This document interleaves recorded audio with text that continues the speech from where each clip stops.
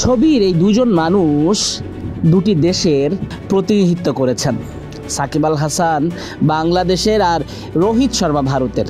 সাকিবের মুখ না দেখেও চেনা যাচ্ছে এটা সাকিব আল হাসান, আর রোহিত শর্মা খুবই ক্যাজুয়াল লুকে। লন্ডনে দেখা হয়ে গেছে এই দুই তারকার, মুখোমুখি আড্ডা গল্প সব হয়েছে।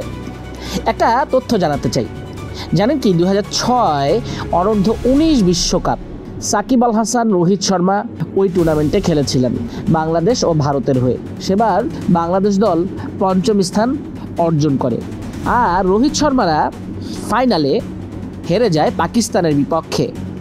আগে ব্যাট করে 109 করেছিল পাকিস্তান, জবাবে 71 রানে অল আউট হয় টিম ইন্ডিয়া। ক্রিকেটে একে অপরের প্রতিদ্বন্দ্বিতাপূর্ণ সম্পর্ক হলেও মাঠের বাইরে সবাই বন্ধুপরায়ণ। একটা ভ্রাতৃত্ব কাজ করে শীর্ষ অ্যাথলিটদের মধ্যে।